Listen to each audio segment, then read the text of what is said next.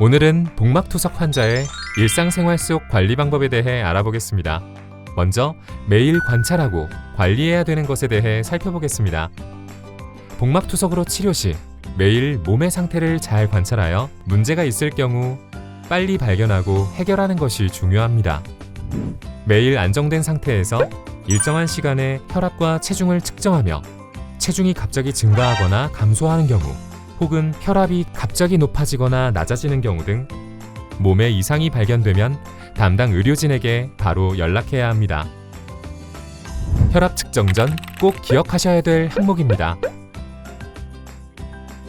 수분 관리를 위하여 눈 주위나 손등, 발목 등에 부종이 있는지 매일 관찰해야 합니다. 또한 숨이 차거나 호흡곤란이 있으면 담당 의료진에게 연락합니다.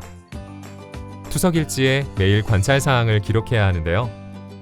매일 아침 첫 교환 시간을 기준으로 하루 단위로 기록하며 주입량, 배액량, 수분 제거량을 교환 시간 기준으로 기록합니다.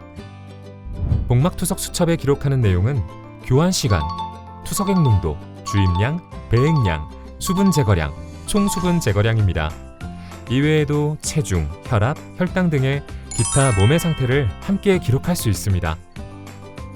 수첩 기록은 진료 시 참고 자료이므로 외래 진료 시에 꼭 지참합니다. 매일 수첩을 기록하면서 주입량과 배액량에 문제가 생기는 경우 혹은 배액되는 투석액이 혼탁하거나 붉게 배액되는 경우가 생기면 병원에 문의합니다. 다음으로 매일 배액량상을 관찰해야 합니다. 정상 배액은 배액된 투석액이 맑고 투명하며 글씨가 쓰여진 종이를 배액백 아래에 두면 글씨가 선명하게 보입니다.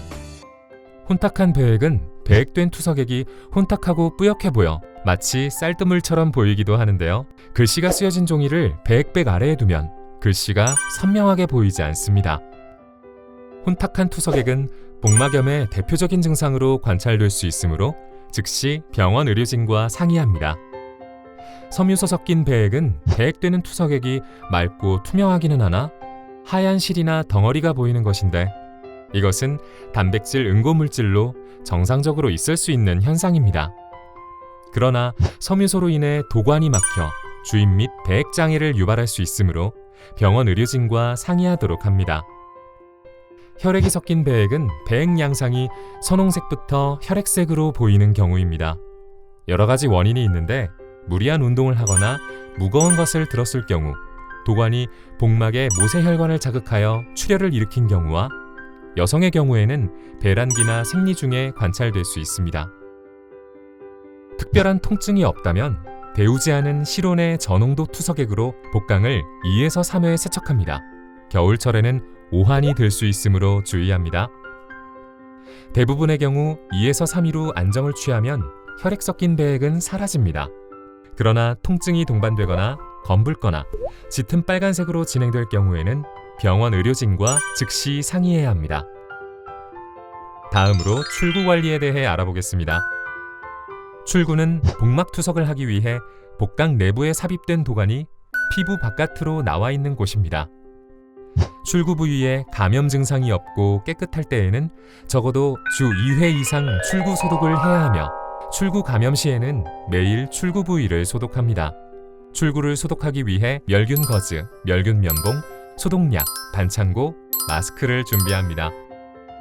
반창고는 미리 잘라 적당한 크기로 준비해둡니다. 마스크를 착용하고 손을 씻습니다. 출구를 소독하기 전 통증이나 발적, 분비물 등이 없는지 관찰합니다. 멸균 면봉의 포장을 개봉한 후 면봉이 충분히 젖도록 소독약을 부어줍니다. 소독약을 묻힌 면봉으로 안쪽에서 바깥쪽으로 원을 그리며 닦아냅니다. 필요한 경우에는 이러한 과정을 한 번 더 반복할 수 있지만 한 번 사용한 면봉은 다시 사용해서는 안 되며 반드시 새 면봉을 사용해야 합니다. 소독약은 자연 상태에서 완전히 건조시켜야 하며 소독약을 빨리 건조시키기 위해 입으로 불거나 부채, 선풍기, 헤어드라이어 등을 사용하면 안 됩니다. 출구에 처방된 연고를 바를 경우에는 반드시 일회용 멸균 면봉을 사용해야 하며 의료진의 지시 없이 연고나 크림, 파우더 등을 출구 부위에 바르지 않도록 합니다. 소독약이 마르면 멸균 와이거즈를 도관에 끼웁니다. 이때 멸균거즈의 모서리를 잡도록 하여 오염을 최소화합니다. 나머지 멸균거즈로 출구 부위를 덮고 반창고를 붙입니다. 거즈와 도관이 움직이지 않도록 반창고를 피부에 고정하고 복대에 몸쪽 연결관을 정리해서 넣습니다. 몸쪽 연결관이 당겨지거나 출구 부위에 압박이 가해지면 염증이 발생할 수 있으므로 주의합니다.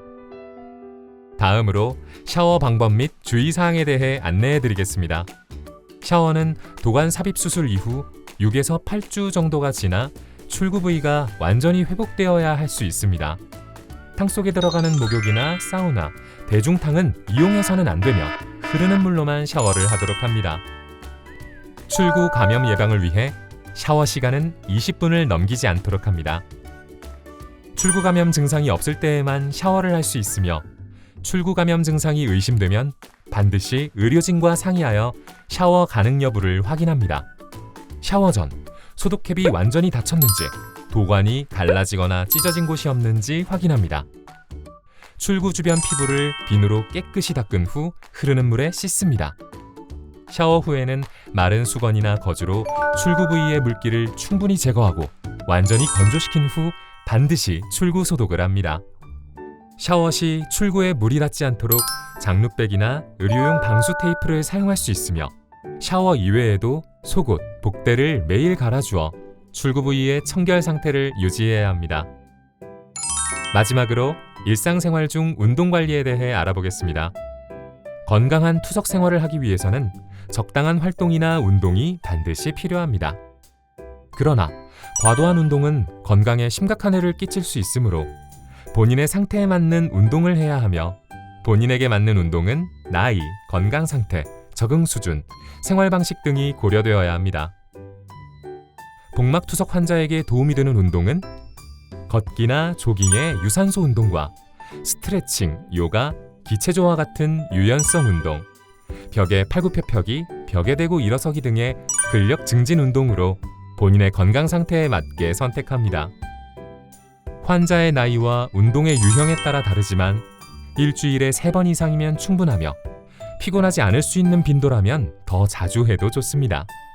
초기에는 짧은 시간 동안 운동하며 점차 시간을 늘려가면서 30분까지 도달하는 방식이 무난합니다. 운동의 강도 또한 조절하면서 해야 하는데요. 시작 시에는 서서히 강도를 올려가다가 일정 시간 동안 일정 강도를 유지, 끝날 무렵에는 다시 강도를 서서히 낮추는 방법으로 해야 합니다. 운동의 강도는 본인의 운동 능력을 평가하여 결정합니다. 운동을 할 때 도관이 움직이면 출구가 자극되어 출구염이 발생할 수 있으므로 도관을 복부에 잘 고정합니다. 사람과 대화를 하지 못할 만큼 호흡이 힘들거나 심한 근육통을 느낀다면 운동의 강도를 반드시 낮춰야 합니다. 기온이 너무 높거나 낮을 때, 컨디션이 좋지 않을 때, 혈압이 불안정한 때에는 주의해서 운동해야 하며 운동 중 흉부 통증이나 압박감, 복부 통증, 탈장 등의 이상 증상이 발생하는 경우에는 운동을 멈추고 의료진과 꼭 상의하도록 합니다.